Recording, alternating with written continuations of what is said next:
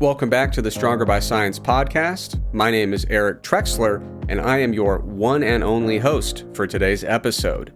If you watched the show last week, that was a solo episode as well. Of course, the advertisers are beating down my door, trying to get a piece of the show. The fan mail is absolutely pouring in, but some people have been wondering, what's up with the solo shows? People have even been speculating that perhaps the holidays have made it logistically difficult to coordinate schedules, and maybe that's why I've been doing some shows solo rather than having a co-host. But nonetheless, I want to put some of these rumors to rest, and I want to come clean about Greg's absence in this show and the prior show. So as many of our listeners know, many months back, Greg spearheaded an effort to unionize all of the Stronger by Science podcast co-hosts, both the present and former Stronger by Science podcast co-hosts. So during that effort, I tried to undermine that unionization through all possible legal channels and some other channels as well. Nonetheless, my efforts to undermine that process were ultimately ineffective, and that union did form. And that brings us to where we are today. The Stronger by Science podcast co-host union wants family contact to be reinstated. One of the policies of this show, which is an industry standard policy, is that if you co-host a podcast, you really shouldn't be contacting friends or family members. And the reason for that is in order to protect the show quality and the focus of the show, we want to make sure that everybody is really all in on the production. So naturally, we tell people, you have to cut off contact with family and friends. And like I said, that's an industry standard. So now that this union is meddling in all of our business, they want family contact to be reinstated. They might also want friend contact to be reinstated, but it was really unclear in the communications that I got. So basically, the bottom line is that I refuse to be taken advantage of.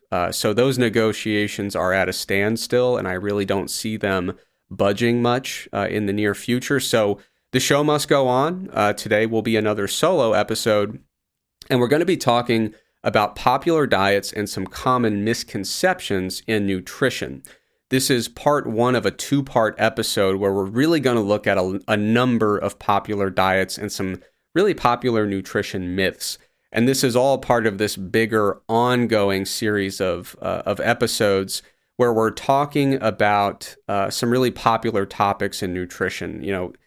The new year is coming up. We're getting to the final days of December here. People are really strategically thinking about their diet, their nutrition, and what they want to do with their diet in the new year. So it's a really great opportunity to revisit some of these popular topics and to discuss them in a high level of detail. So that's what we'll be doing for today's episode. But before we dive into that content, if you like the show and you'd like to support it, there are many ways you can do that. Of course, you can like, rate, or subscribe wherever you get podcasts. You can join our email newsletter at strongerbyscience.com/newsletter. We send out research updates every single Wednesday, which are very concise, very practical updates to help you with your exercise and nutrition goals. If you're interested in one-on-one virtual coaching, we do offer that at Stronger by Science. We have a very talented team of coaches. You can learn more about that at strongerbyscience.com/coaching. If you want to get a discount on your supplements, you can do that at bulksupplements.com. We have a code, which is SBSPOD or SBSPOD. If you enter that code at checkout, you get a 5% discount on your entire order. Of course, you could subscribe to the Mass Research Review, which we publish every single month to keep you updated with the newest research in exercise and nutrition. And you could also check out Macro Factor. That is the diet app that Greg and I co-developed along with an extremely talented team of colleagues. It's a really fantastic nutrition app, and it does come with a free trial. So you can try it out, see if you like it before you actually pay for the product. Now, let's get into some of this nutrition content. Like I said, I'm going to be going through some really popular diets and some popular myths in the nutrition world, and I'm going to be discussing them in the most unbiased way I can. And what I mean by that is this isn't going to be one of those podcasts where I just debunk things and kind of rant about things in a vitriolic manner. I want to talk about these diets and say, okay, I don't like this diet, but here are some of the pros of this diet, some of the advantages. Here are the cons, and here's why the cons outweigh the pros. When it comes to myths and misconceptions, I want to talk about any little granules of truth that might be underneath the surface, and I want to talk about why those myths are so compelling, why they seem to be so convincing. So I'm gonna try to thread that needle where I will discuss some things that I think are generally misguided, but I'm going to try to be fair about it and say what the pros and cons are for each thing. Now, before we get into those popular diets, I do want to provide a very brief refresher. So a few episodes ago, I talked a little bit about how we even begin to describe a healthy diet or more appropriately, a healthy eating pattern. I don't like to rely too much on naming this diet versus that diet. I like to talk more broadly about what eating patterns seem to be compatible with good health and good performance. And so in that episode, I talked about two sets of criteria. There's the Healthy Diet Indicator criteria from 2015, and then an updated set of Healthy Diet Indicator criteria from 2020. And I want to briefly list what some of these criteria are. And again, these are things that would generally describe a dietary pattern that is compatible with supporting good health. So first of all, eating plenty of fruits and vegetables, keeping total fat to less than 30% of total energy, keeping saturated fat to less than 10% of total energy, keeping polyunsaturated fats between 6 and 11% of total energy, keeping free sugars and kind of added sugars, you could say, to less than 10% of total energy, trying to get at least 25 grams of fiber a day, and trying to get at least 3.5 grams of sodium per day. Now, some of those, they're not always going to be perfect in every single context, right? You can absolutely have a suitable diet for you that has more than 30% of calories coming from fat, but those are the Healthy Diet Indicator criteria that kind of start as our starting point. They serve as our starting point for identifying health-supporting dietary patterns. Now, those were updated in 2020, and there were a couple additions or changes to point out. In 2020, in that version, they mentioned specifically try to get more beans and legumes into the diet, try to get nuts and seeds into the diet, try to get some whole grains into the diet, try to limit dietary sodium to less than 2 grams a day, try to minimize the intake of processed meat, and try to consume unprocessed red meat in moderation. So it's not to say you can't have any red meat, but red meat in moderation. Again, there are certain contexts where some of these criteria are less relevant or less suitable. So sodium is one that comes to mind. If you're someone whose blood pressure is in the normal range, you do a ton of exercise in a hot environment, you're sweating like crazy on a regular basis, you probably will thrive on a diet where sodium does exceed 2 grams a day. So I don't want to suggest that these criteria are always perfect for all individuals, but I do think they offer a decent starting point for what we are looking for in a healthy dietary pattern. And the reason I do this refresher is as we go through some of these popular diets, you're going to be able to keep those in the back of your mind and say, okay, this diet seems like it's really pushing us away from several of those criteria, which would lead us to believe this diet is probably not the best diet for a large percentage of individuals. So let's dive in here. First, I want to talk about low-carb diets. And of course, this is a very broad category. It would include other diets within it. So the Zone diet is a popular diet that you could call a low-carb approach. The South Beach diet is a popular diet that you could call a low-carb approach. The South Beach diet, I haven't heard much about it in a while, but several years ago, it was quite popular. So when we talk about low-carb diets, we're usually talking about a diet where carbohydrate is making up less than 35 or less than 40% of total energy. So A lot of times if you look at common dietary recommendations, they might say to have 45 to 65% of your calories coming from carbohydrate. Low carb diets could broadly refer to basically anything below that. Sometimes it gets really low and you'll see carb intakes that are well below 35% of total energy, but we're starting very broad here and talking about low carb diets in the most general sense possible. Now, there are pros associated or benefits or advantages that you could associate with low carb diet approaches. Personally, I think that low carb diets are a very sensible way to reduce calories, especially for people who are not doing a lot of exercise. People who are doing a ton of high intensity exercise probably are not going to thrive on a low carb diet. They probably need to make sure they're fueling their exercise appropriately. But for most folks who are not doing a ton of high intensity exercise, a low carb diet is a very sensible approach, a very suitable approach for their needs.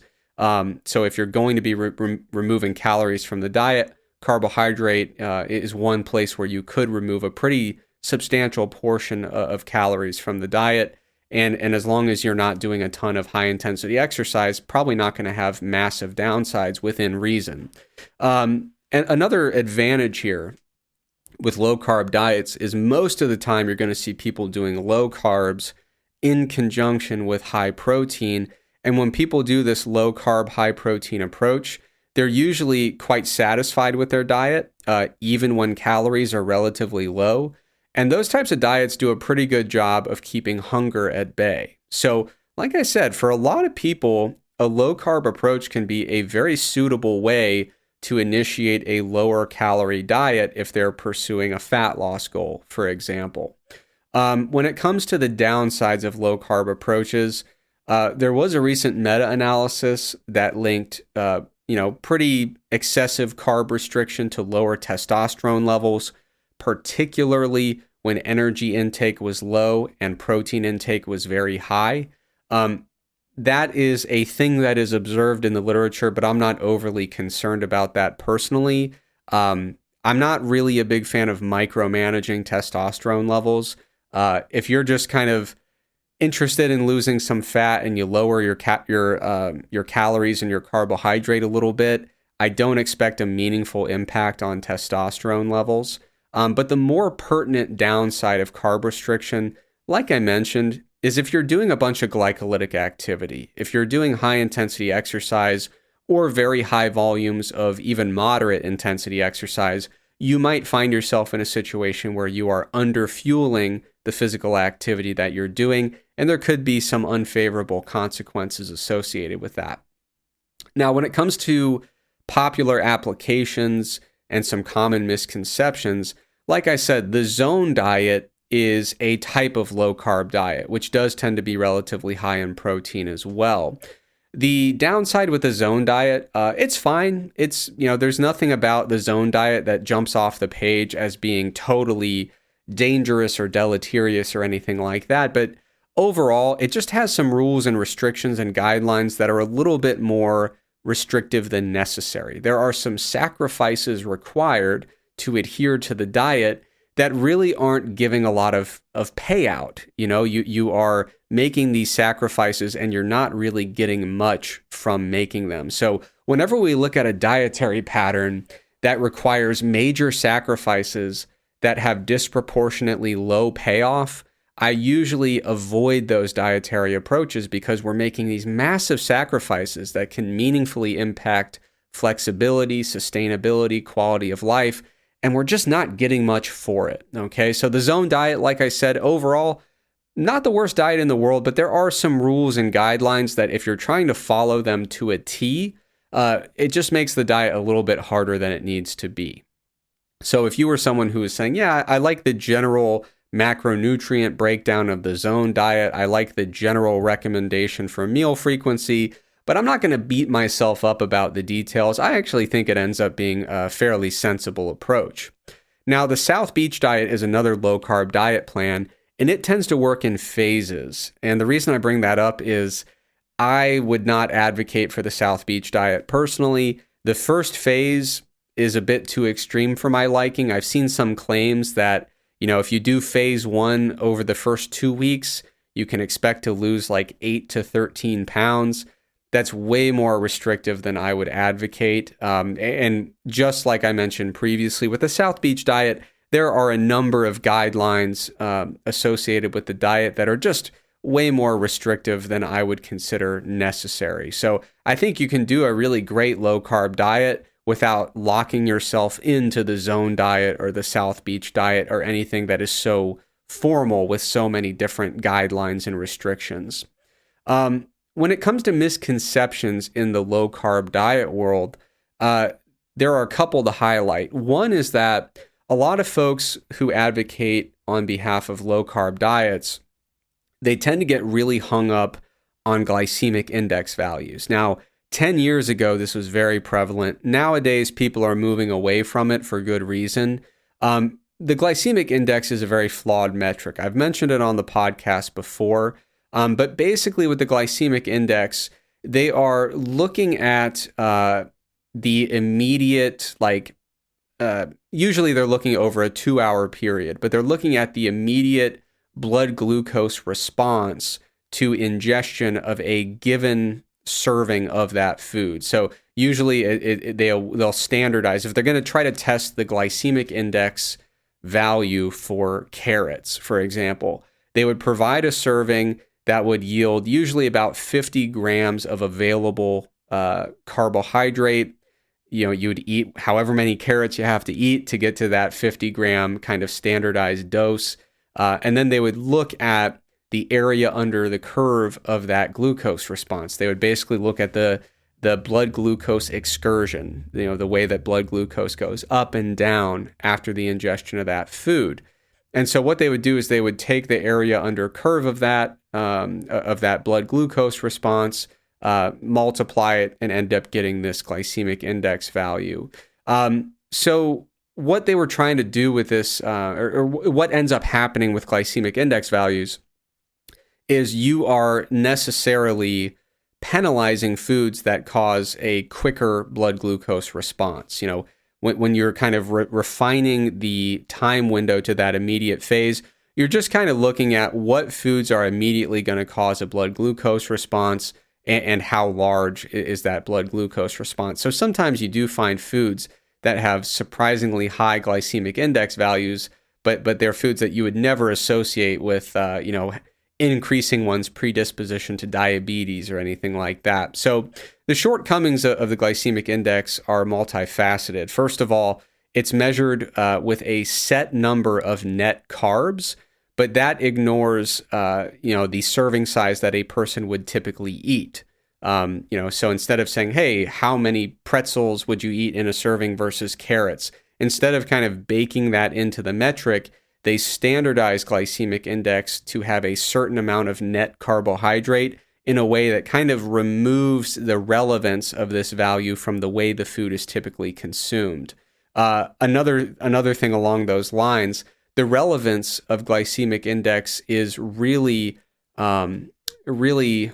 diminished when you consider the fact that usually glycemic index is going to be measured when you're eating a single food after an overnight fast. So instead of consuming a food within a more typical dietary pattern, maybe it's a food that you normally have for lunch and you typically have it with 1 or 2 other foods that go with it, we're kind of removing the food from its context.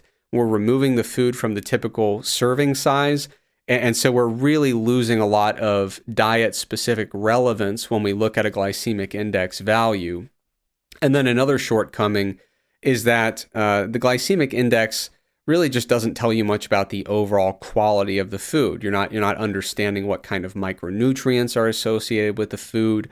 There are a lot of shortcomings there as well. So if I'm looking at evaluating a carbohydrate source and trying to determine, is this a really valuable carbohydrate source or perhaps a less valuable kind of extraneous carbohydrate source in my diet, I'm going to look at a number of things, but I'm not going to look at the glycemic index. I'm going to look at the vitamin and mineral content. I'm going to look at the fiber content, the energy density, how well I tolerate it in terms of gastrointestinal comfort, palatability, just whether or not I enjoy the food, the convenience of the food in terms of cooking it, storing it, things like that, and even the cost of the food. There are a number of practical things that we should consider when we're determining what type of carbohydrate foods we want to include in our diet. And ultimately, because of all those shortcomings I listed, glycemic index really should not be high on the list, and in many cases really shouldn't be on the list at all. There is one caveat. Some people will say, I don't use glycemic index, but I do use glycemic load, because glycemic load actually accounts for the typical serving size of a food that is consumed rather than standardizing to a particular number of net carbs. So the glycemic load is an improvement compared to glycemic index, but it still does share a number of the shortcomings that I mentioned previously. So that's one caveat I want to mention. A second caveat is, it's very possible that you have some type of challenge related to glycemic control. So perhaps you have insulin resistance, maybe you have a particular form of diabetes. It's very possible that you are working with a medical professional to manage your blood glucose responses to individual meals. If that is the case, you should absolutely trust the advice that you're getting from a medical professional, not me, some dude talking on a podcast, okay? So if you're managing a medical condition that is that pertains to glycemic control, there might be some instances where you do want to use glycemic load or glycemic index. You want to work with a medical professional to figure out how you should be managing your blood glucose excursions after eating a particular food or a particular meal. Now, along these lines, when we talk about blood glucose excursions, back in the day, people would just say, what's the glycemic index value? If that value is high, I'm going to avoid it. If the value is low, that's all good.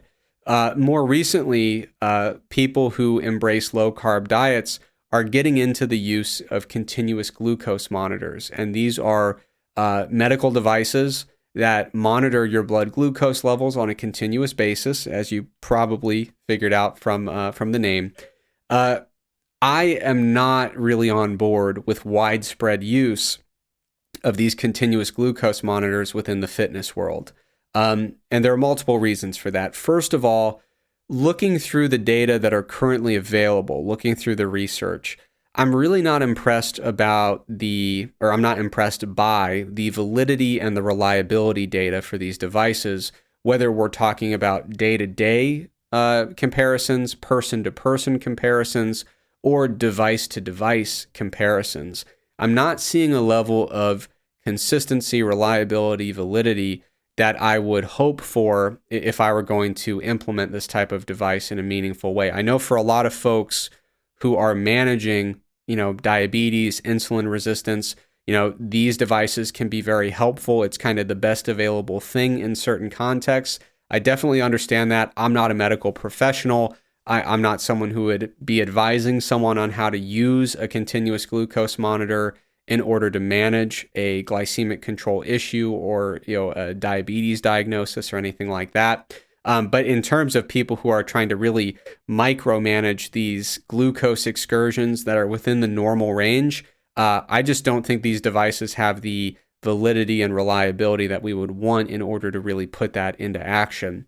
Another issue that I have with these devices, it's not really an issue with the devices, but an issue with the way they're being applied and with the way that their data are being interpreted within the fitness world.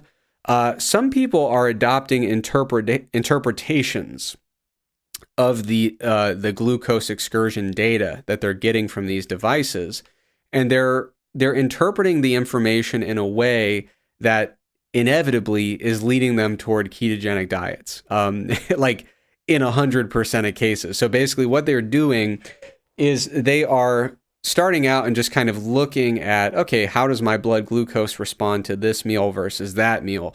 And what they're finding is, okay, I'm getting lower, excursions, smaller excursions, lower peak glucose responses when I'm erring toward these meals that are higher in fat and lower in carbohydrate. So people are finding over time that they're just kind of drifting toward a ketogenic diet if they're letting the continuous glucose monitor call the shots. And it's not because they're experiencing any unfavorable effects from these normal blood glucose excursions. They're just trying to basically go for the lowest score possible, which is not something that I think is really rooted in any sound health-related data. There's no reason to believe that going lower than a normal glucose excursion is going to have meaningful health benefits for an otherwise healthy individual. So we're seeing that people are just kind of going for the lowest score possible, and now they're drifting toward meals that are more compatible with a ketogenic diet. They're drifting toward a ketogenic diet in general because of that meal-to-meal fluctuation in the way that they're managing their food choices. And then what they're finding is that they're adhering to a ketogenic diet for an extended period of time. And after you've been doing that for a while, your body responds to the way you eat. And so if you've been on a ketogenic diet for a while, a lot of the enzymatic machinery that helps you clear blood glucose after a high carbohydrate meal, a lot of that enzymatic machinery is temporarily lost. You can get it back by moving back to a more moderate macronutrient distribution. But what people are finding is that once they're, the continuous glucose monitor data is kind of nudging them toward a ketogenic diet. And then once they're on that ketogenic diet for a while, if they do have a high carb meal, the blood glucose response is just off the charts. And that's because they've been on a ketogenic diet for so long. So it creates this kind of self-reinforcing mechanism where you are nudged toward a ketogenic diet, and then you are very strongly encouraged to stay on that ketogenic diet. And so for a lot of folks who ask me like, hey, I'm thinking about using a continuous glucose monitor, I'm going to kind of let it dictate how I eat. I usually tell people like, hey, if that's what you want to do, just kind of cut straight to the punchline, just go to the finish here, and go right to the part where you're just on a ketogenic diet. Because if you do follow that process, more likely than not, it's just going to tell you, hey, if you're on a ketogenic diet, you're not going to have these normal blood glucose excursions. So like I said, most people who reach out to me and express interest, I just say, hey, I can tell you where this ends. It's probably going to end with you being on a diet that is either ketogenic or very close to ketogenic. So if you want to do that, just go straight to it. You don't have to kind of go through this process of letting the device kind of slowly push you there. So moving on, we've talked a little bit about low carb diets in general. Like I said, very sensible if you're taking a very moderate approach and you're doing it with a lot of flexibility in terms of your food choices. There are some less flexible applications that I would not advise. And there are also some myths associated with low-carb diets that you want to be wary of. You want to keep an eye out for them. Now, moving on, gluten-free diet. This is going to be pretty quick because it got really popular a few years back, and I think the popularity is waning a bit. In terms of the pros of adopting a gluten-free diet, on the bright side, if you reduce the gluten content of your diet, from a nutritional perspective, you're probably not missing out on much. You're going to be, if you're omitting foods with a lot of gluten, it's very unlikely that you're going to be missing out on really, really important critical micronutrients that you couldn't get elsewhere. And you can still achieve a really broad range of macronutrient distributions, even if you cut gluten out of your diet. Now, you might notice that your carb intake goes down, but there are gluten-free carb sources that you could certainly be on a high carb diet that doesn't contain gluten. When it comes to, and I should also mention another positive element. Some people, when they adopt a gluten-free diet, they start to cut out a lot of high carb foods. They start to cut out a lot of foods with high energy density. And they also start to cut out a lot of processed foods with high energy density, a lot of foods that are very snackable. And so a lot of folks, when they do a gluten-free diet, they notice that they start to lose some weight and their calorie intake goes down without really intentionally trying to lose weight or cut calories. And so that could be an unintended benefit depending on what your goals are.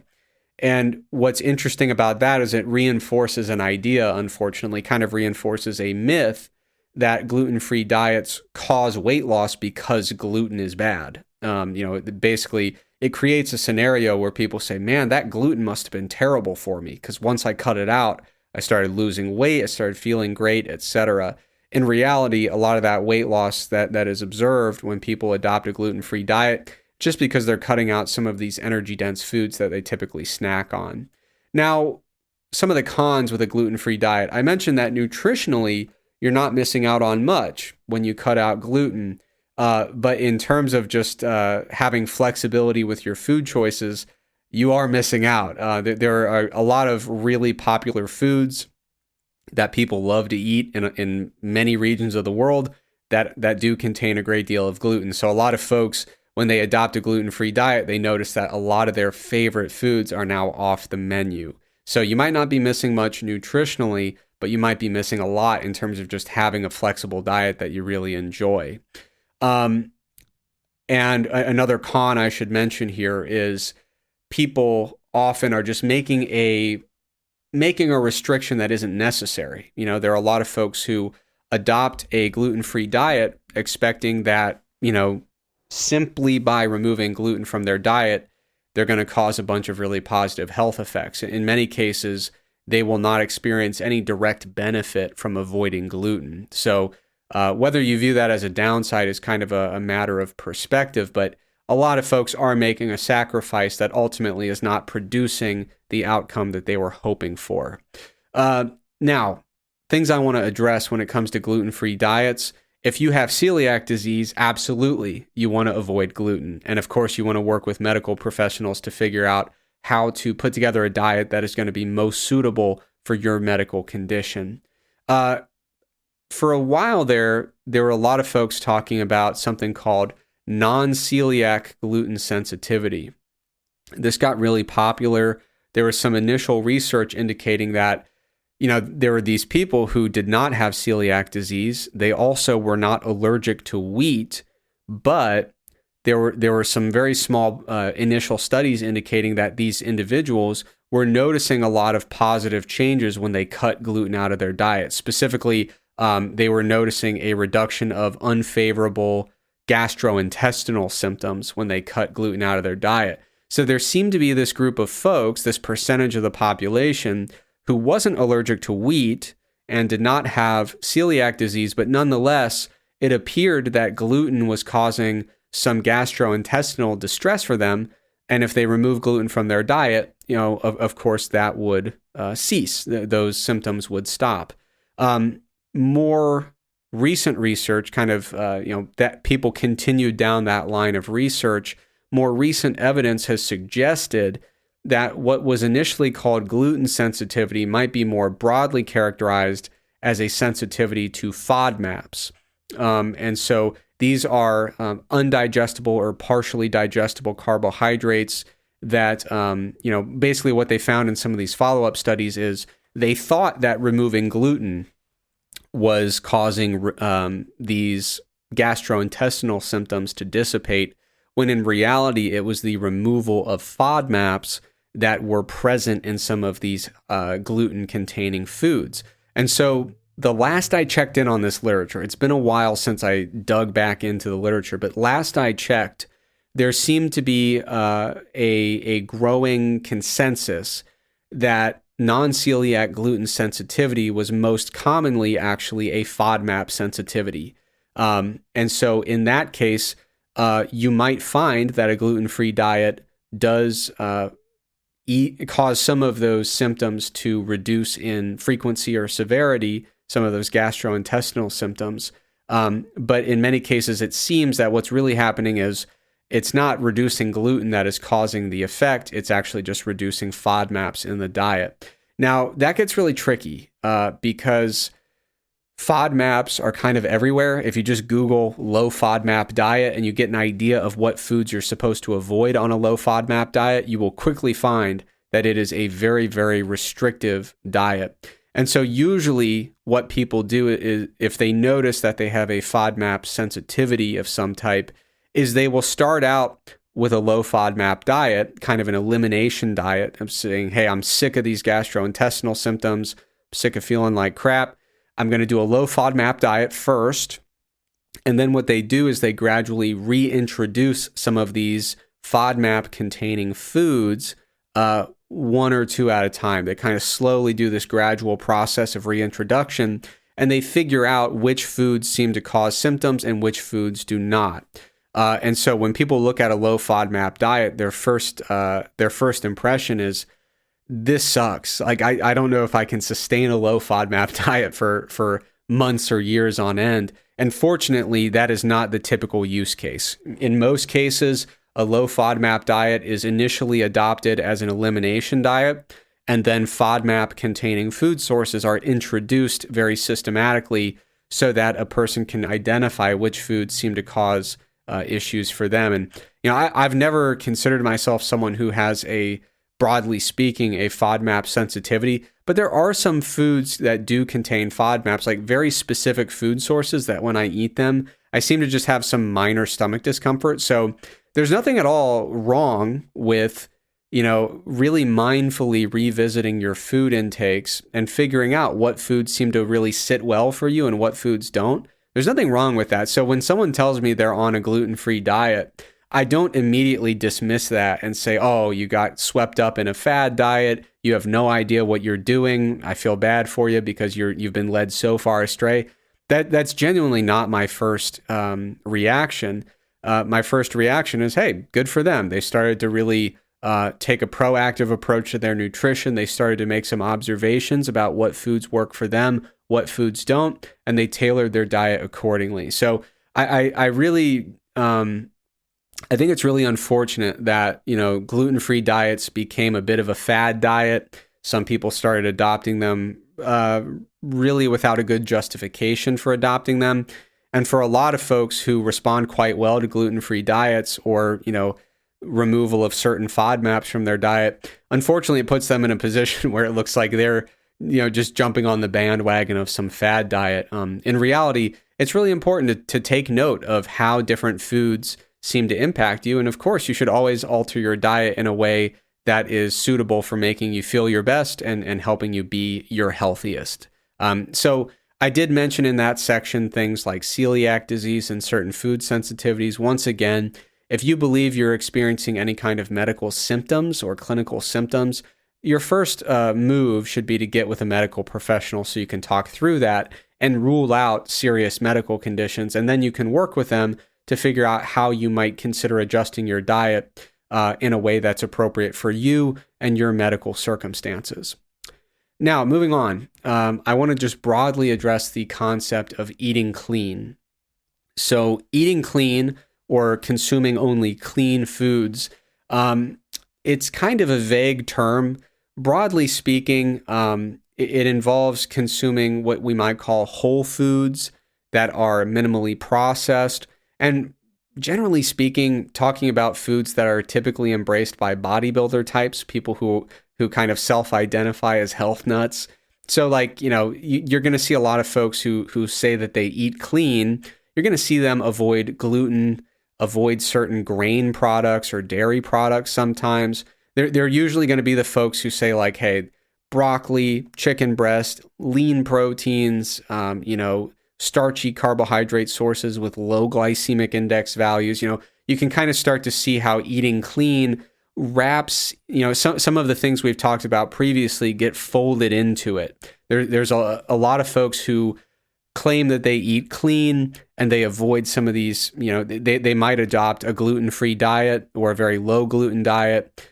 They might notice that their carb intake is going down, that they're doing more, they're embracing more low glycemic index carbohydrates. So some of these topics are highly interrelated and correlated.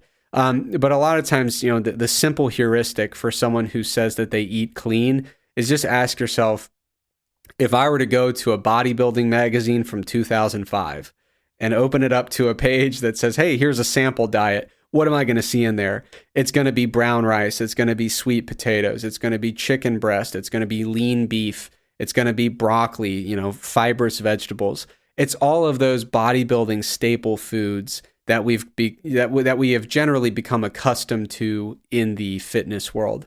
So eating clean, very, very popular, especially among physique athletes. And in the physique athlete and bodybuilding world, there is a bit of a divergence. There's been kind of two camps that form. There's the people who eat clean and have, some of these more rigid approaches to which foods are considered good or permissible and which foods are considered bad or not permissible. So if you're eating clean, you probably have a list of foods that are acceptable and everything else is off the menu. And there's this whole other camp of physique athletes and bodybuilders who say, well, I'll eat any food source that's out there as long as it's fitting my macro targets for the day. So this very flexible approach to food source selection, there's these kind of two camps that formed.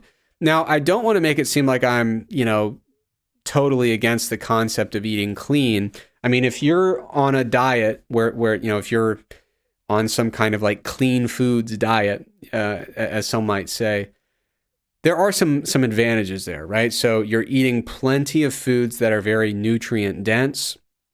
And it is a dieting framework where you have some flexibility with your macronutrient distribution. So eating clean does not lock you into a particular macronutrient distribution. A lot of folks who eat clean will notice that their carb intake in many cases tends to go down a little bit just because they're less likely to embrace a lot of processed carbohydrate food sources. But generally speaking, like, hey, there's plenty of good foods in there, plenty of foods that provide a lot of micronutrients, a lot of fiber, getting plenty of protein. There's a lot to like when you look at the types of foods that are included in what we would call a clean eating dietary pattern. However, there are some shortcomings. Obviously, there's going to be limited variety. And what's interesting about that is these foods on an individual basis, if you're eating clean, on an individual basis, they tend to have plenty of micronutrients. But because you are limiting the variety of your food sources, you are limiting the breadth of your your micronutrient coverage, right? So you might be eating foods that have a ton of vitamin C and a ton of vitamin A, but that, you could eat 3 times your daily need for vitamin C, but that's not really helping you get vitamin D or vitamin E into your diet. So you can see how you could be eating plenty of foods that are nutrient dense, but if they all contain the same micronutrients, you might actually have some micronutrient gaps in your diet, which a lot of people would never expect. You say, what do you eat? You say, oh my God, every food I eat is like super clean, tons of vitamins and minerals. But if they're all containing the same vitamins and minerals, you might actually have glaring gaps in your diet. And there was a study by Ishmael and colleagues in 2017 indicating that in some cases, people who eat clean, they actually do find when they analyze their food logs, hey, you actually have some gaps here that might be filled if you had a more flexible approach to your food source selection. And there was even a study by Conlon and colleagues, Lauren Conlon, who works in the fitness industry. She's excellent. She published a study with a bunch of colleagues in 2021 where they found similar or even arguably slightly better body composition outcomes when people were using flexible dieting rather than a kind of rigid, clean eating dietary approach. So when we look at micronutrient coverage and when we just look at bigger picture outcomes in terms of dietary success, there are some potential shortcomings with locking yourself into a rigid diet plan that only embraces some of these foods that are called clean foods. Along those lines, the biggest shortcoming here with clean eating is the rigidity, the lack of flexibility. In some cases, it's not going to be very practical and it's not going to be very sustainable. You can do it for 4 weeks at a time when you have no social events and no trips or vacations, but you'll probably run into a situation where you get to a restaurant for a birthday party and you say, what in the world am I going to eat here?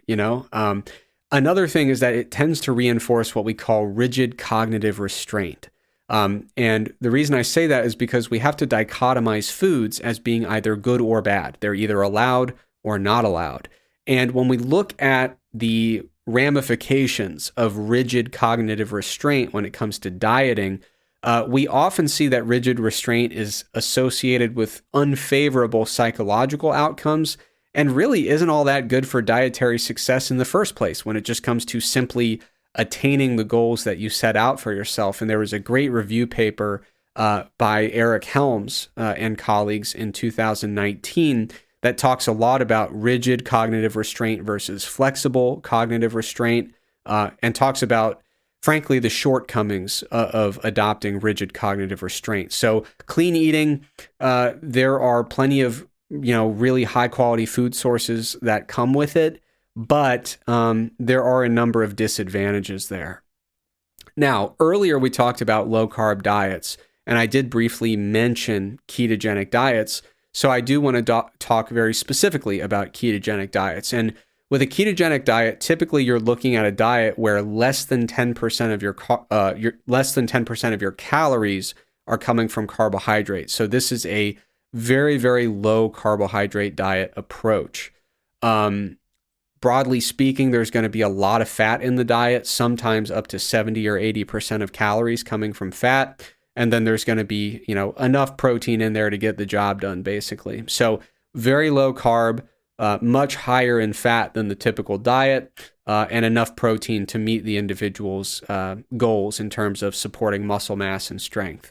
Now, 10% of carbs is a common definition, or a common limit, I should say, for ketogenic diets. But some people, rather than focusing on total carbs, they will look at net carbs instead. So they'll basically remove fiber from the equation and only count their non-fiber carbohydrates.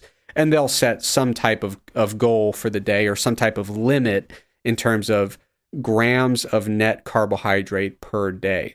And I think the reason people do that is if you're on a relatively low calorie diet and you're saying that, less than 10% of your total calories can come from carbohydrate, one of the issues there is it can be very difficult to meet even the most bare minimum guidelines for vegetable intake. So I think a lot of folks say, okay, I'm going to incorporate some fibrous vegetables into my diet, try to minimize the starchy vegetables, and see if I can get to a carb intake using this net carb approach that is low enough to be compatible with a ketogenic diet, but also allows me to kind of check some of these boxes in terms of vegetable intake. Because like I said, going all the way back to some of those healthy diet indicator criteria, getting plenty of vegetables in the diet, broadly speaking, is considered a tremendously healthy thing to do. There are very few people who push back against that.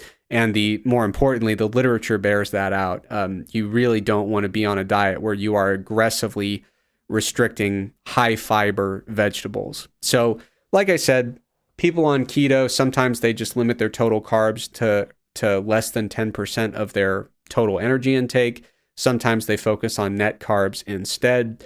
Now, ketogenic diets used to be viewed in the fitness world as a pretty extreme diet. It used to be viewed as largely reserved for people who had some very specific medical conditions related to carbohydrate metabolism in the brain. So if you look at a lot of the literature on ketogenic diets, one of the key applications is for some seizure disorders, where people have inborn errors in terms of carbohydrate metabolism in their brain. They were born with these medical conditions where the brain is not able to process carbohydrate as effectively as we would like.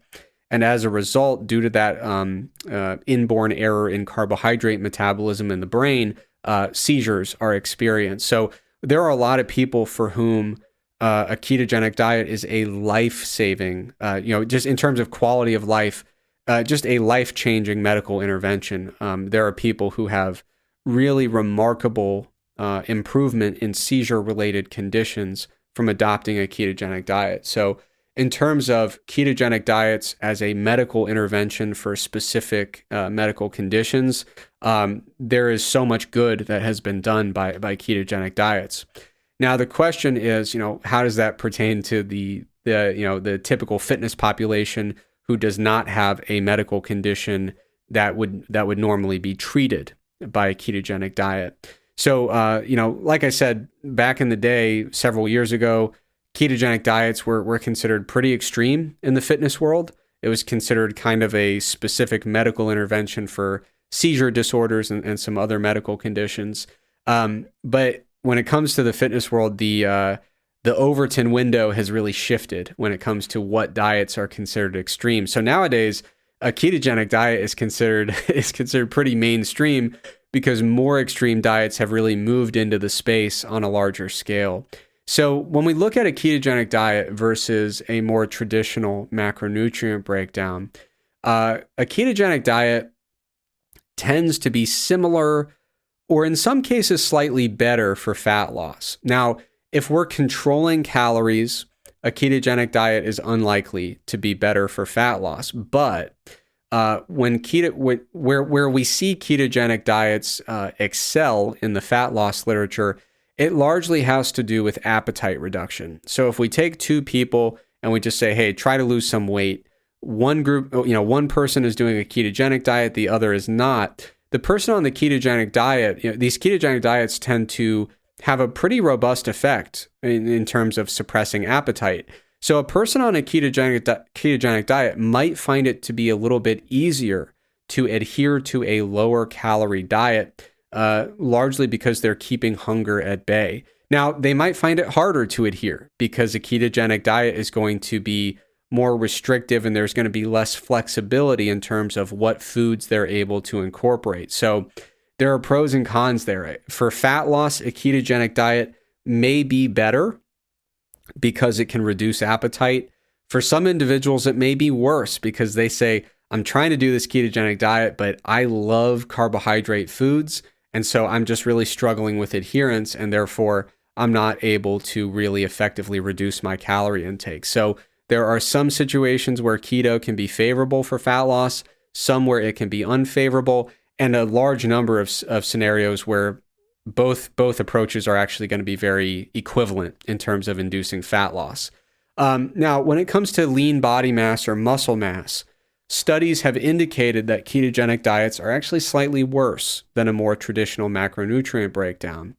Now, people who advocate on behalf of ketogenic diets often argue that this is just due to water weight. So when you go on a very low carb diet, your muscles and your liver store less glycogen.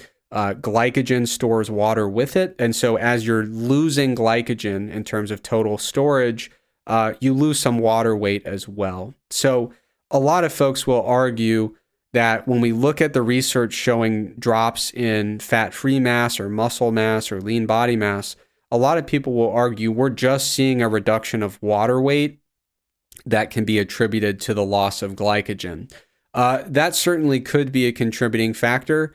I'm not fully convinced that it is the only factor dictating some of these outcomes pertaining to fat-free mass or muscle mass. There could be other factors at play. For example, if you are doing a lot of glycolytic resistance training, if you're doing, more high volume, high repetition, short rest period, if that is what your workouts are looking like, it is possible that a ketogenic diet could impair your performance to some extent and could have downstream effects on your ability to gain or maintain muscle mass. Now, it's really important to recognize the details of your training are going to dictate whether or not a ketogenic diet is going to impact your performance or your ability to maintain muscle. Like I said, high volume, high repetition, short rest periods, that tends to be pretty glycolytic. It's very possible that a ketogenic diet could lead to an impairment in your performance. If you're doing CrossFit type training or circuit training, it's even more likely that a ketogenic diet could start to impact your performance in an unfavorable way, which could threaten your ability to maintain muscle. Now, if you're doing weightlifting or powerlifting style training, most of your training might be sets of 1 or 3 or 5 repetitions, and you might take 5, 7, 10 minutes between sets. And you might be on a program that overall has pretty low training volume. Within those circumstances, to be honest, I would not expect a ketogenic diet to impair performance much at all. And in fact, it could very well be equivalent. So I've talked to a lot of folks over the years who say, Eric, I keep hearing that ketogenic diets are bad for resistance training performance, but I'm on a low volume powerlifting program. Most of my training, I'm just doing heavy sets of 3 and I feel fine. And that really doesn't surprise me at all. So if you're on that type of program, you can probably do a ketogenic diet without impacting your performance really at all. But the more glycolytic your training gets, the more likely it is that a ketogenic diet could lead to a performance impairment. And if you're performing more poorly over time, you could theoretically expect a reduction in muscle mass, or just you're leaving potential gains on the table in terms of gaining new muscle mass. So that's a very contentious topic. And like I said, I'm being very transparent. There's a lot of nuance when it comes to looking at a individual scenario, the way that person trains, and trying to figure out if a ketogenic diet might impair their performance. There are some applications where a ketogenic diet should be able to facilitate resistance training performance, and there are some applications where it probably won't. While we're on the topic of ketogenic diets and popular diets, one that I want to mention is the Atkins diet. And this kind of falls under the umbrella of ketogenic diets, because my understanding is that the Atkins diet, as it was originally developed, was a diet that occurs in phases. I believe there were 4 phases in total. The first phase is very reminiscent of just a typical ketogenic diet. And then my understanding is that from there, phase 2, 3, and 4 involve an incremental reintroduction of some carbohydrates. So it basically, as you progress through the 4 phases of the Atkins diet as it was originally created, you kind of go from a ketogenic diet and work your way up to a more typical low-carb diet by the time you get to phase 4. So I did want to just mention the Atkins diet because people ask about it a lot. My feelings about the Atkins diet are basically all the things I just described about ketogenic diets and then low-carb diets as well. So I'm not, I wouldn't say that the Atkins diet approach is terrible for all people in all cases, but it is a very restrictive approach. It's important to acknowledge that. And for some people, the low carbs are really not going to impact any outcome that is really important to them. Some people can do a ketogenic diet or an Atkins diet, and it can support their performance goals, their health-related goals, etc. But for some individuals, they will find that, for example, they were doing a lot of high-intensity activity. They tried the Atkins diet, and their performance tanked, and they realized, hey, this is not for me. One final thing I should mention about ketogenic diets, Atkins diets, low-carb diets, I want to circle back to the healthy diet indicator criteria. 2 of the criteria were having total fat below 30% of total energy, having saturated fat below 10% of total energy. A lot of folks on ketogenic diets and the Atkins diet are not going to adhere to those criteria, right? And like I said, the healthy diet indicator criteria, they are a good broad set of guidelines that are compatible with the best available nutritional science. But some folks will say, you know what? I'm not really worried about optimizing my blood lipids. I'm not really worried about optimizing my cardiometabolic health outcomes.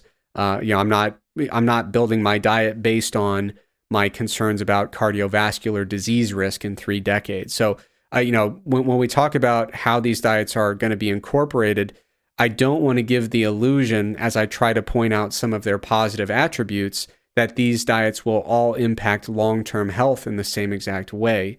Ultimately, like I said, I think if you want to really hedge your bets and set yourself up for the best possible long-term health ramifications, I do think you want to adhere to as many of those healthy diet indicator criteria as you feasibly can while still maintaining a sustainable dietary pattern. So when you start to look at ketogenic diets, Atkins diet, things like that, you will come to find that there are elements that do disregard some of these guidelines that are considered best practice for minimizing long-term risk of cardiovascular events. And it's important to highlight that is a shortcoming, in my opinion. Now, there are people who will argue and argue and argue and argue that we know virtually nothing at all about LDL cholesterol and how different blood lipid parameters pertain to long-term cardiovascular outcomes. That's not an argument that I enjoy participating in. I do refer people to a really nice 3-part article series over at Sigma Nutrition by Alan Flanagan that talks through all the evidence pertaining to saturated fat, dietary fat, blood lipids, heart disease. It really is a comprehensive 3-part series. So I'll do my best to remember linking that in the show notes. But it is something to keep in mind as you're considering things like a ketogenic diet or an Atkins diet. As the first and only fitness podcast with a steadfast commitment to traditional family values, we know that protecting families is important. Right you are, Eric, but I will note there are some things that are even more important than protecting traditional family values and the moral fabric of our society. That's right, Greg. It's important to protect families, but it's even more important to protect corporate entities. That's why I joined the advisory board for the Sports Nutrition Association, along with trusted fitness pros like Danny Lennon and distrusted arch nemesis like Eric Helms. The Sports Nutrition Association is the home of sports nutrition. They are dedicated to ensuring the sustainable prosperity of the sports nutrition profession, and they offer a unique pathway to robust insurance coverage for your sports nutrition business. Simply put, it's the best way to protect the corporate entities that are closest to your heart. And I should note, if you're an individual sole proprietor providing sports nutrition services and not a corporate entity, the Sports Nutrition Association can help you out as well. That is correct. All insurance plans are handled individually on a case-by-case basis, regardless of how your sports nutrition business is structured. But even if you don't want insurance coverage, SNA membership comes with a bunch of other perks and advantages. The Sports Nutrition Association is the only global professional sports body that has a defined standard for sports nutrition scope of practice for its members. This ensures that members maintain high standards in their practice so that the public can always trust in the quality associated with the services of an accredited sports nutritionist through the Sports Nutrition Association. If you already meet their minimum education requirements, you can become an accredited sports nutritionist today. If you don't meet those education requirements yet, you can enroll in the certificate program in applied sports nutrition. That allows you to become a provisionally accredited member upon completion. To learn more about the Sports Nutrition Association, head over to www.sportsnutritionassociation.com today. Today's episode is sponsored by the Sports Nutrition Association, and Stronger by Science LLC sincerely appreciates their support. All right, moving on. The next diet I want to talk about is the Paleo diet. And the Paleo diet is, the general premise is that over the course of our evolutionary history as a species, Homo sapiens ate a certain selection of foods, and theoretically, we would be better served by eating the foods that we ate during our evolutionary process, or in other words, eating the foods that we were theoretically evolved to eat. So that's the premise, and in order to identify what those foods are, advocates of the Paleo diet say, let's go back to the Paleolithic era, which was from 2.5 million years ago to 10,000 years ago, and let's try to, make some assumptions, some educated guesses about what foods were being eaten predominantly during that time frame. And so when someone adopts the Paleo diet or the modern interpretation, they're going to be eating mostly fruits, vegetables, lean meats, fish, eggs, nuts, and seeds. And in a way, you could argue that the Paleo diet is more defined by what you don't eat than what you do. So people who consume or adhere to a Paleo diet generally don't eat foods that became more widely available with the advent of modern farming practices. So they basically would avoid things like grains, legumes, and dairy products. And then, of course, processed foods with a bunch of added sugars and things like that. So it's a pretty limited scope of whole foods that Paleo dieters select from, and there are entire food groups that get excluded. One thing that I think is worth noting is that the idea that we can create kind of the ideal or optimal hunter-gatherer diet, it does rest on a lot of assumptions and generalizations. And if you ask yourself and consult with the literature, what do hunter-gatherer populations actually eat? The answer is that it depends, and it depends a lot. There is a tremendous amount of variation when you compare the diet of one hunter-gatherer population to another. So there's a great paper by Ponser and colleagues, and you might recall that name Ponser because we've talked about his research many times on the show. But in this paper, they were looking at the dietary patterns of a large number of hunter-gatherer populations. In this case, I believe it was 265 distinct hunter-gatherer populations. And they're kind of interested in saying, okay, what do these people eat? And the short answer is whatever they can get their hands on, basically. So what they found was that there was a tremendous amount of variation when comparing one dietary pattern to another.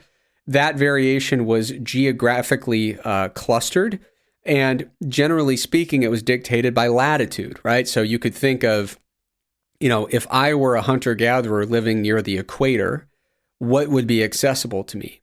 That would be very, very different from if I were all the way up near the North Pole trying to hunt and gather food. And so as latitude changes, as geography changes, dietary patterns change in hunter-gatherer populations because they must. Food availability is simply different. But when it comes to trying to paint with a broad brush and say, here's the optimal hunter-gatherer diet that humans evolved to eat, it's very, very difficult to do that. The variation is immense. And if you just look at a simple characteristic, like what percentage of the diet comes from plant foods versus animal foods, when you look at this large collection of hunter-gatherer populations, you see that, there are some hunter-gatherer populations where almost all of the food is coming from plants.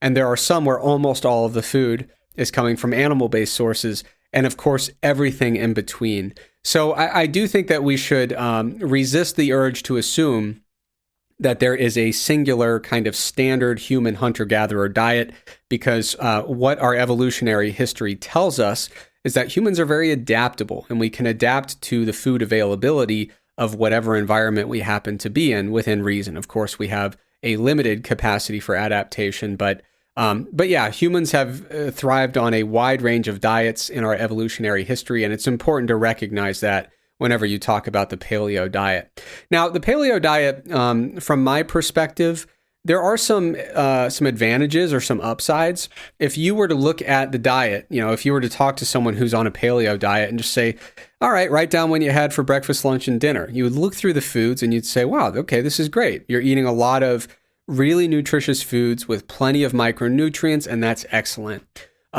But what you will find is that they are excluding some entire food groups, which means that there might be a possibility that you're missing out on, one or two key micronutrients here and there. Generally speaking, we don't want to exclude entire food groups unless we must. Now, sometimes there are situations where we have to exclude large, groups of different food products because of some medical reason, or it might be, a decision that is, driven by an ethical decision or a religious decision to exclude certain foods. But from a purely nutritional perspective, we'd love to have the biggest menu possible. We don't want to be arbitrarily excluding food groups unless we must. And so when it comes to the paleo diet, when you look at things like whole grain products or legumes or dairy products, we are kind of arbitrarily excluding some food groups and a large number of food products that do have something to bring to the table in terms of nutrient coverage. So the paleo diet on the advantage side or the pro side, you could say, yeah, there's a lot of really nutritious foods that can be incorporated here, and you're not necessarily locked into a set macronutrient distribution, although I will say, in practice, it seems that a lot of people on paleo diets do err toward lower carbohydrate intake. But like I said, generally speaking, there are some really nutritious foods in the mix, some flexibility in terms of macronutrient distribution.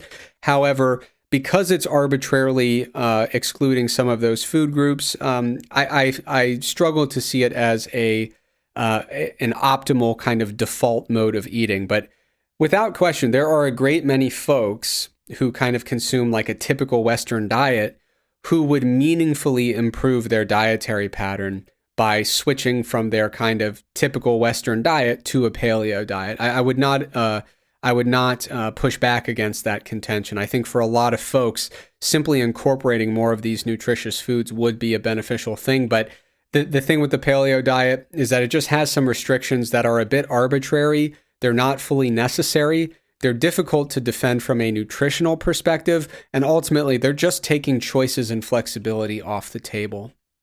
All right, now moving on, I want to talk about the carnivore diet. This is the last diet that I'm going to discuss in today's episode. Now, I was on a web series with Omar Isuf about a year or two ago, and I talked a little bit about the carnivore diet. And we were talking about it in the context of ancient warriors. Omar did a really entertaining series about ancient warriors and how they might have eaten, how they might have trained, and things like that. If you haven't seen it, I would encourage you to check it out. It's very, very entertaining. Omar is an extremely entertaining dude, so it's good stuff. But in that, we had a chat about the carnivore diet as it pertained to a particular group of ancient warriors. And one of the questions that came up was very basic. It was, can you survive on a carnivore diet? And the answer is yes, it seems so. As long as it is a very thoughtfully constructed carnivore diet. I think a lot of folks, when they think of the carnivore diet, they think about just eating beef, ground beef and steak and water and salt. And there are people who claim to do that. And I simply don't get it. I don't know why you would opt into a list of foods that small. And I think that the nutrient coverage is severely limited on that type of diet. I struggle to understand how someone would truly adhere to that for a long time scale without supplementation and not essentially suffer the consequences of some pretty notable micronutrient deficiencies. I think that if you are someone who is, seeing people talk about an all beef diet and all you're eating is literally the muscle tissue of cows, I could not urge against following that diet more strongly than this. I mean, unequivocally, that is a terrible diet to only eat the muscle tissue of cows. If you're on a ground beef only and steak only diet, from a nutritional perspective, that is a truly terrible diet. And I've not said that about any of the other fad diets we've talked about this far.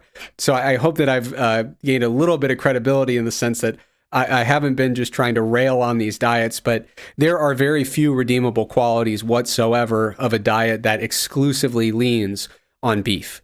Now, you can have a beef-heavy carnivore diet that is much more compatible with a healthy dietary pattern. And the way you would do that, the way that is relatively common or popular among carnivore influencers, is to focus on eating a variety of different animal tissues. So not just eating the muscle tissue of cows, not just eating ground beef and steak, but also eating a variety of different organ meats. And there are some organ meats that are very, very dense and very rich in micronutrients. So it would be unfair to just say that all carnivore diets are just like steak-only diets, and that they, have these massive shortcomings with micronutrients. There are some folks who do what they call nose-to-tail carnivore dieting, where they're consuming a lot of different tissues, rather than just muscle tissue. And like I said, there are definitely some organ tissues that contain a high density of a wide range of micronutrients. So a beef-only diet is truly a terrible idea, and there are no redeeming qualities of such a diet that could not be found from a much more suitable, much more effective diet. The kind of nose-to-tail carnivore approach, not really my thing in terms of my food preferences and the things that I find palatable, but at the very least, it does open up some doors for additional micronutrient coverage. Of course, one thing that you have to ask yourself is, why am I excluding plants from my diet? A lot of times, people who talk about carnivore diets are really exaggerating the impact of what would be called anti-nutrients. There's a lot of folks who kind of push this narrative that plants have all these toxins and the plants are trying to kill you when you eat them, and therefore plants are bad for you. I mean, if you're really making an evidence-based argument that vegetables are truly bad for human beings, we just don't see the literature the same way, and we clearly don't see the hierarchy of evidence the same way. Usually people will look at these little kind of mechanistic studies or just kind of theoretical extrapolations. Well, if that's an anti-nutrient, then what would happen if you had this much of it? It's really taking these little tiny granules of truth and spinning up these extrapolations and these exaggerations that would lead one to say, oh yeah, you should avoid all plant-based food sources. And it's extremely difficult to defend that position when you look at the broader literature. So, can you get a lot of, protein, essential fatty acids, suitable micronutrient coverage from a really well-rounded carnivore diet? It's possible, but it's important to note that you really are excluding a lot of very high-quality food sources for essentially no reason at all. A lot of folks will say, well, I'm doing the carnivore diet because I had, a really high number of food allergies or food sensitivities. I do empathize with that situation. I truly understand, the premise there. But for people in that situation, there are a lot of folks right now on social media saying, if you have a lot of food sensitivities or allergies, you just eat steak the rest of your life. That's, first of all, terrible advice. And second of all, not the best way to approach this. There are better ways. What you would want to do, in my opinion, is get with a registered dietitian and try an elimination diet, where what you would do is, for a short period of time, you would whittle down your food list to a very restricted list of foods, very bare bones diet, but then you would systematically reintroduce foods and try to figure out, how do I work back to a sustainable long-term dietary pattern that doesn't aggravate my food allergies or sensitivities? You'd want to do that under the direction of a qualified professional. But, when we talk about these really restrictive diets, maybe if you're doing an elimination diet, you might have a super restrictive pattern for a couple weeks at a time. But this idea that you're just going to eat ground beef for the rest of your life is really not a suitable solution, even in that particular application. One other thing I want to mention with the carnivore diet, I just think this is interesting, and I haven't heard anyone really talk about it. There's a lot of chatter in the carnivore world that, first of all, these carnivore diets are totally, if you're eating nose to tail, as they always say, you're good to go, plenty of micronutrients. This is how, plenty of hunter-gatherer populations would get their micronutrients, is by eating, eyeballs and skin and things like that. I did come across a paper where they were looking at dietary patterns in East Greenland in a hunter-gatherer population. And they were looking at data from 1936 to 1937 and how this hunter-gatherer population was eating. And more specifically, they were looking at how they were getting vitamin C in an area where there really wasn't a lot of what we would call terrestrial vegetation, not a lot of land-based plants that you could grow and eat for vitamin C content. And so I'm just going to read this quote from the paper.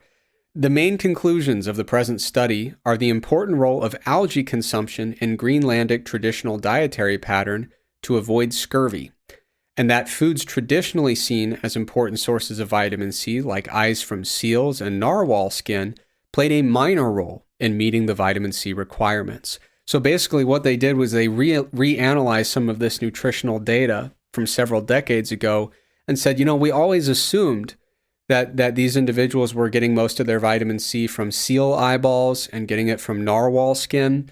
One of the things that they were talking about in the paper is, if you're getting if this group of individuals was getting a huge portion of their vitamin C from seal eyeballs, that is a lot of seals that you need to be able to hunt over a given time frame. And so one of the things that tipped them off into looking more deeply into algae consumption was they were just like, from a feasibility perspective, how are you getting this many seal eyeballs, in order to sustain the dietary needs of this population of hunter-gatherers? So I think in some cases there's a tendency to assume that, this nose to tail thing is how everybody does it. And no one in their right mind would be eating vegetation, whether it's sea vegetation or terrestrial vegetation. When I say sea vegetation, I mean, algae, seaweed, things like that. So I just wanted to highlight what I found to be an interesting observation, which is that even in populations that have traditionally been assumed to be almost fully carnivorous in terms of their dietary pattern, it's very possible that they have been leaning on things like seaweed and algae for some micronutrient coverage more than we might anticipate. Now, big caveat. I have just opened myself up to a world of pain. I have no interest in going toe to toe with someone whose entire life is built around the carnivore diet, digging into this kind of population level research about which of these hunter-gatherer populations is, fully carnivorous and which ones are not. That's not something that interests me. I just wanted to point this out because I found it to be an interesting observation. Like I said, I don't contest the idea that you could formulate a carnivore diet that, theoretically with enough access to various organ tissues could sustain and support human life. I don't contest that. But what I would say is, boy, that's a hard way to eat.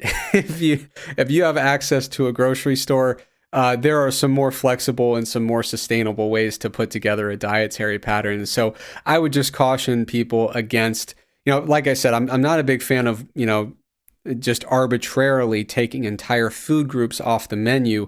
When it comes to the carnivore diet, you're taking almost all the food groups off the menu in a way that's really arbitrary, and most of the justifications for it just really fall flat at face value. They're really not compatible with the evidence. One thing that I find interesting about the carnivore diet is some folks have started to adapt it a little bit. And I saw this, back in the day around 2012, 2013, I would follow the paleo diet a little more closely.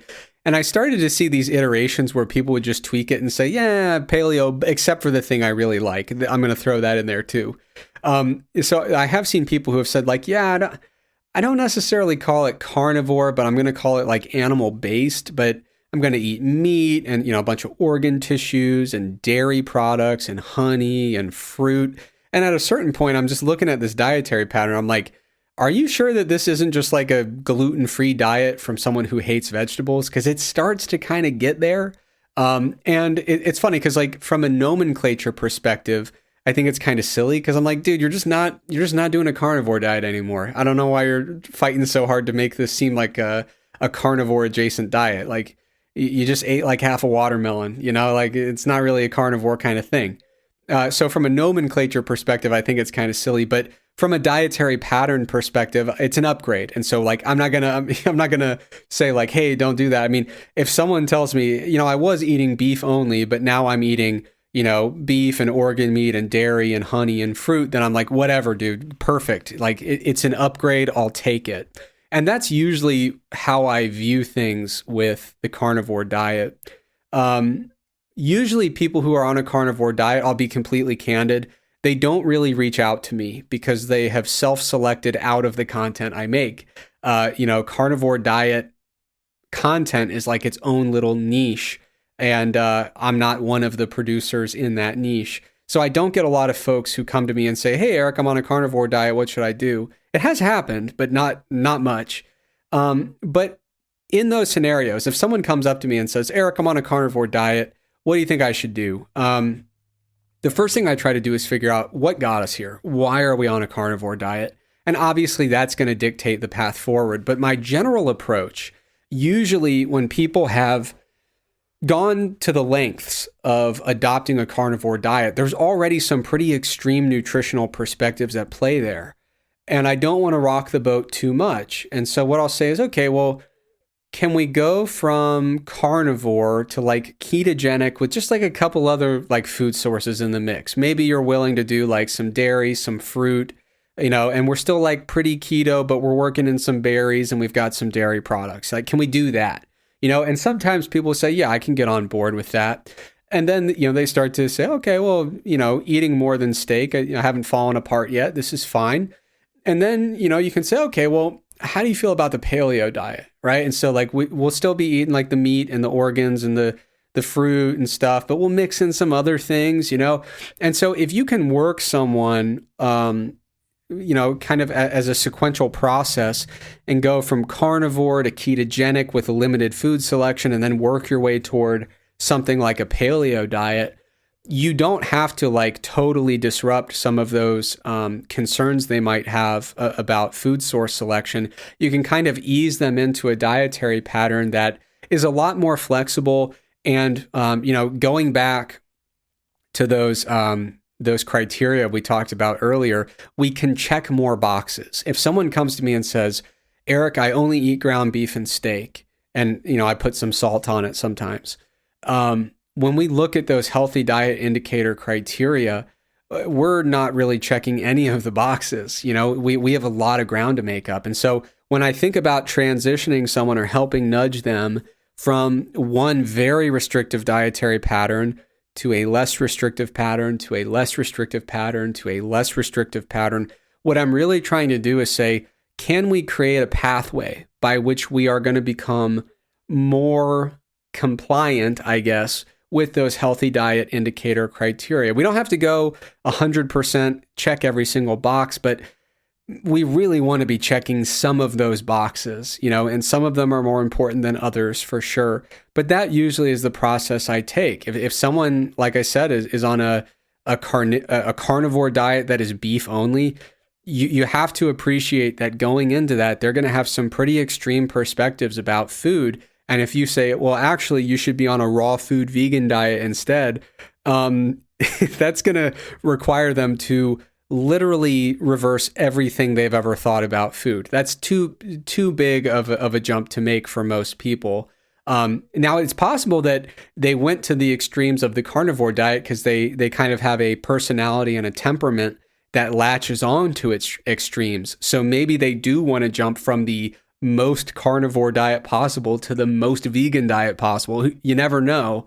But generally speaking, it can be, I think for most folks, a little bit easier to do a sequence of nudges and say, okay, let's try to incorporate a few things at a time here, which, like I said, is pretty similar to what we would see with a medical professional who might be overseeing that process of doing an elimination diet followed by a reintroduction process. In this case, it's more psychologically making sure that you're not biting off more than you can chew and just kind of easing back into a more flexible dietary pattern that's ultimately going to be more compatible with the health-related literature. So, really quick, I want to just do a little summary to wrap up here. When it comes to low-carb diets, there are plenty of great applications, but there are also some applications that are far more restrictive than they need to be. So, whenever you're looking at any particular version of a low-carb diet, you want to look at it and say, first of all, are there enough carbs to support the physical activity that is important to me? That's really going to dictate how many carbs you really need on a day-to-day basis. From there, you want to think about, is this diet pattern consistent with my preferences? Is it checking a lot of the boxes that we associate with a generally healthy dietary pattern? You want to take a closer look at, is this something that is really suitable for me? Is it going to be sustainable and feasible? And does it fit my preferences reasonably well? From that point, you then want to look at the specific restrictions that are implemented. Make sure that they're not too restrictive for your lifestyle, and also make sure that they're not completely arbitrary in nature. And as I mentioned previously, if there are any elements of the dietary approach that require you to arbitrarily eliminate entire food groups, or to really micromanage glycemic index values, or to continuously monitor your glucose levels, those are probably approaches that are worth skipping, because it probably means you're going to be investing a lot of time and effort and worry, and you're probably not going to get a lot back from that investment. So these types of low-carb diet approaches, as we've discussed, they take many, many forms, right? It could be the zone diet, the Atkins diet, the South Beach diet, a generic low-carb diet, paleo, keto, carnivore, you name it. There's a lot of different diets that fall under this low-carb umbrella. Some of them, a basic low-carb diet can be totally suitable for a large number of people, but there are some applications of these low-carb diets that get really arbitrarily restrictive. They might be a bit problematic in terms of eliminating really high-quality food sources. They might make it harder to get all the micronutrients you need. and they might just be so difficult to sustain that it really negatively impacts quality of life. So those are the things you want to keep in mind when you're looking at some of these popular diets. Now, finally, before I end this episode, I hope you'll afford me the opportunity to make a shameless sales pitch on behalf of MacroFactor, which is the diet app that Greg and I co-developed with a very talented team of colleagues. As you're considering the wide variety of diet strategies that you might implement in the new year, I just want to reassure people that whatever you might be getting into from a nutritional perspective, MacroFactor can absolutely facilitate whatever you're planning to do. First and foremost, MacroFactor is a remarkably fast and efficient food logger. It is remarkably convenient as a food logger. It has a huge verified databases of foods that you can trust. It also has extremely efficient processes by which you can add custom foods, custom recipes, and you can even share your recipes with others. So whatever your food choice preferences are, MacroFactor can certainly handle it. Now, within MacroFactor, we have coached programs that give you, different macro programs. And there are several settings that range all the way from ketogenic diets to low-fat diets. And within each of those macro programs, you have tons of flexibility. You can choose 4 different levels of protein intake based on your preferences. But if you want even greater flexibility, you can branch out from the coached programs and get into what we call collaborative mode, which is still coached in terms of your calorie targets, but you have a lot more flexibility with your day-to-day macro distributions. Or if you want even more flexibility, you can do a fully manual program that is customized exactly to your liking. One other thing I should note is MacroFactor, the food log actually takes the form of a timeline. So what that means is if you're interested in doing time-restricted feeding, it's very, very easy to implement a wide range of food timing strategies. So it could be time-restricted feeding, or you might just want to have a really consistent pattern pertaining to meal timing. So if you have any time-dependent nutrition strategies, MacroFactor is very well suited for that. And since I mentioned time-restricted feeding, which is often falls under the umbrella of intermittent fasting, MacroFactor also allows you to specify fasting days. So if you are doing any type of fasting-related protocol, MacroFactor can be used to facilitate that as well. So in summary, MacroFactor is your diet sidekick. It provides all the guidance, all the support, all the analytics that you need without infringing on your ability to make your own decisions and chart your own course toward your fitness goals. So if you want to learn more about MacroFactor, head over to macrofactorapp.com. The app is available for Android and iPhone devices. So that does it. Thank you for joining me for another episode of the Stronger by Science podcast. Part 2 of this discussion will be coming shortly. If you happen to be celebrating any holidays this time of year, the Stronger by Science family sends the best possible vibes to you and your loved ones. Thank you for listening to the Stronger by Science podcast. If you enjoyed the podcast, be sure to sign up for our free newsletter to get concise breakdowns of relevant research, as well as 28 free training programs for all skill levels and all schedules. We hate spam just as much as you do, so we'll only email you when we have something really interesting to share with you. You can sign up for the free newsletter at strongerbyscience.com/newsletter, or just go to the Stronger by Science homepage and click the free programs button at the top. If you want to join in on the Stronger by Science podcast conversation, be sure to check out our Facebook group and our subreddit. The links for both are provided in the description of today's episode. Finally, please remember that we are not medical doctors or registered dietitians. So, before you make any changes to your exercise or nutrition habits, be sure to check with a qualified healthcare professional. Once again, thank you for listening, and we will be back soon with another episode of the Stronger by Science podcast.